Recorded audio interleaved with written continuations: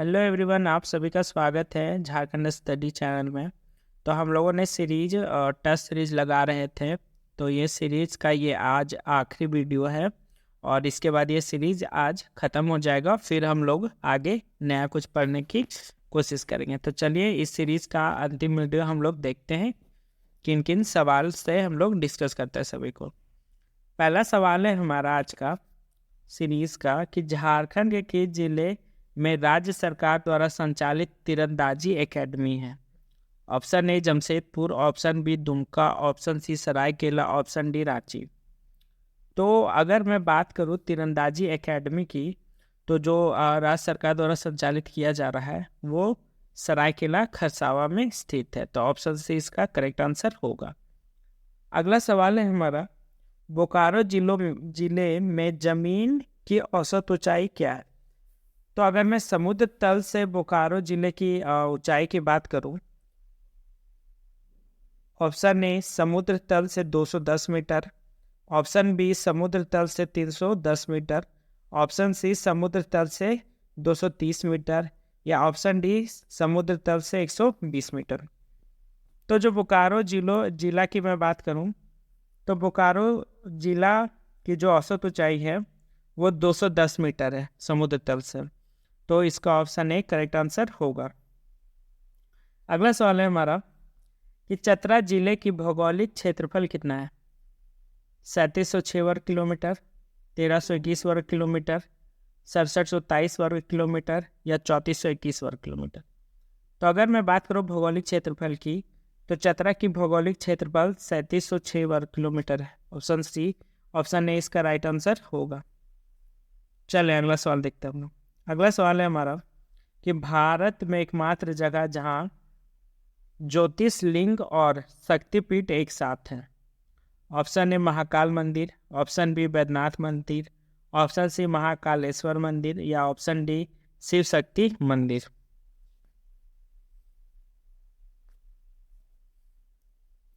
तो अगर मैं भारत की ऐसी जगह की बात करूं जहां ज्योतिषलिंग और शक्तिपीठ एक साथ है, तो इसका सही उत्तर होगा ऑप्शन बी वैद्यनाथ मंदिर। ऑप्शन बी इसका सही उत्तर होगा। अगला सवाल है हमारा कि किस साल पूर्वी सिंहभूम जिले का गठन किया गया था। ऑप्शन ए 18 जनवरी 1991, 16 जनवरी 1990, 17 जनवरी 1989, या 20 जनवरी 2000 ईस्वी को।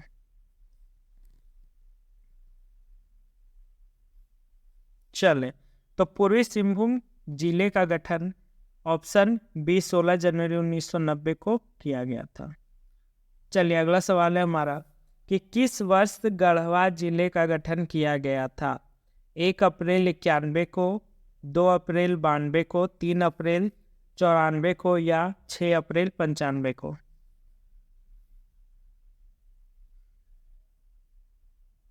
चले, तो इसका करेक्ट आंसर ऑप्शन ए होगा 1 अप्रैल 1991 में गढ़वा जिले का गठन किया गया था।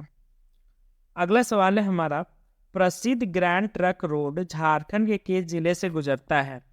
Option A Paschimi Singhbhum, option B Ranchi, option C Dhanbad, या ऑप्शन डी गिरिडीह। तो जो प्रसिद्ध ग्रैंड ट्रक रोड है वो झारखंड के गिरिडीह जिले से गुजरता है। तो ऑप्शन डी इसका करेक्ट आंसर होगा।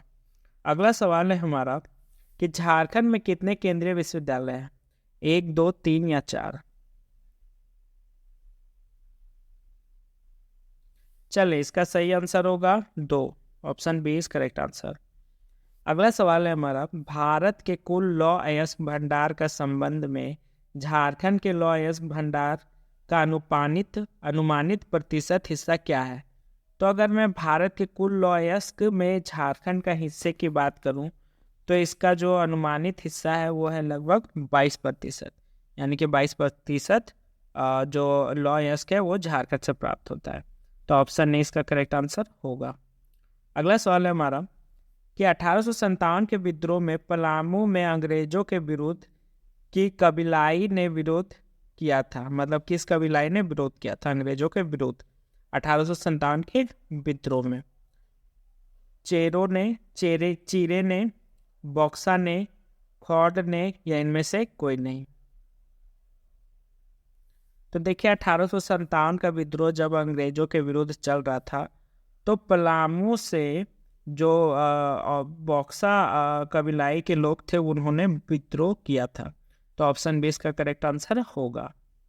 अगला सवाल है हमारा, झारखंड में निवास करने वाले अधिकांश जनजाति निम्नलिखित में से किस प्रजाति के हैं? निग्रो, मंगोलियाड, काकेशियाड या प्रोटो एस्ट्रोलॉयड।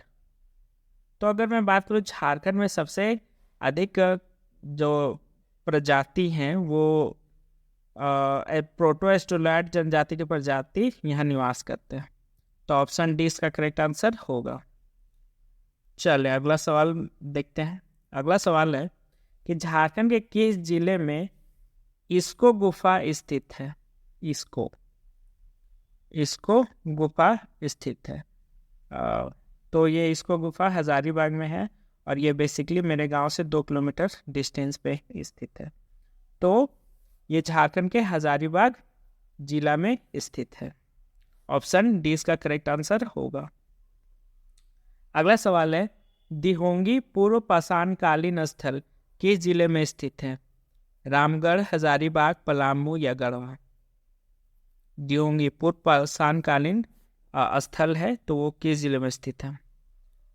चलिए तो इसका सही उत्तर होगा हजारीबाग। अगला सवाल है हमारा कि निम्न में से किस पूर्व पाषाणकालीन स्थल से चित्रकारी का नमूना मिला है? ऑप्शन ए इसको, ऑप्शन बी सरया, ऑप्शन बी रहम या ऑप्शन डी गुमला। चले तो पूर्व पाषाणकालीन स्थल चित्रकारी का नमूना हमें इसको से ही मिला हुआ है। ऑप्शन इसका करेक्ट आंसर होगा। अगला सवाल है, निम्न में से कौन सा पूर्व पाषाणकालीन स्थल रामगढ़ जिले में स्थित है? कालिया हो गया, उसको कालीन लिखा हुआ होगा, टाइपिंग मिस्टेक हो जाता है कहीं ना कहीं। चलिए option A Kusumgarh, option B Shahpur, option C Saraiya, option D Ram. तो अगर मैं रामगढ़ में पूर्व पाषाणकालीन स्थल की बात करूं तो वो कुसुमगढ़ है। तो ऑप्शन ए इसका करेक्ट आंसर होगा। अगला सवाल हम लोग देखते हैं। अगला सवाल है, निम्न में से किस पर्व का अजय तृतीया को मनाया जाता है? सरहुल, बाप पर्व, मुंडा पर्व, मंडा पर्व या कर्मा पर्व। तो अजय तृतीया को बेसिकली मंडा पर्व में मनाया जाता है। ऑप्शन सी इसका सही उत्तर होगा। मंडा होगा, मुंडा नहीं होगा। चलिए अगला सवाल देखते हैं। अगला सवाल है, किस वर्ष के संबंध में यह मानता है कि इसे मनाने से फसलों में कोई रोग नहीं लगता? मतलब कि यह मानना है कि मतलब इनमें से कौन सा ऐसा पर्व है जिसको मनाने से, यानी कि उस त्यौहार को मनाने से फसलों में कोई रोग नहीं लगते हैं? मंडा, कदलेटा, बहुरा या तुसगो। तो कदलेटा करके एक पर्व है जिसको कहते हैं कि लोग इसको मनाने से फसलों में रोग नहीं लगता। तो ऑप्शन बी इसका सही उत्तर होगा। अगला सवाल हम लोग देखते हैं। अगला सवाल है, निम्न में से कौन सा पर्व पूर्वी भाई बहन के प्रेम को प्रदर्शित करता है? तो अगर मैं बात करूं कि भाई बहन के पर्व की प्रेम की अगर प्रदर्शित करने की, तो कर्मा पर्व मनाया जाता है जिसमें से भाई बहन के प्रेम के प्रतीक माना जाता है इस त्यौहार को। तो ऑप्शन डी इसका राइट आंसर होगा।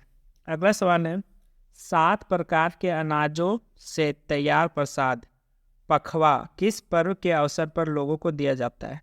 सरहुल, सोहराय, कर्मा या कदलेटा पर्व। इसका सही उत्तर होगा ऑप्शन बी सोहराय पर्व में दिया जाता है। चलिए अगला सवाल देखते हैं। सोहराय पर्व किस माह में मनाया जाता है? आषाढ़, चैत, कार्तिक या भाद्रपद। तो जो सोहराय पर्व है वो कार्तिक में मनाया जाता है। तो ऑप्शन सी इसका करेक्ट आंसर होगा। और चले इसी के साथ सीरीज का ये वीडियो सीरीज भी खत्म होता है और ये वीडियो भी खत्म होता है। हम लोग मिलते हैं किसी अगले वीडियो में, तब तक के लिए धन्यवाद। आप चाहे तो मेरे और भी सीरीज़ देख सकते हैं, वो एग्ज़ाम के दृष्टि से काफ़ी इम्पोर्टेंट आपके लिए साबित होंगे। तो मैं उसका लिंक डिस्क्रिप्शन पे दे दूंगा सारे टेस्ट सीरीज और क्लासेस, तो आप चाहे तो उन्हें भी अटेंड कर सकते हैं। चलिए हम लोग मिलते हैं अगले वीडियो पे, तब तक के लिए धन्यवाद।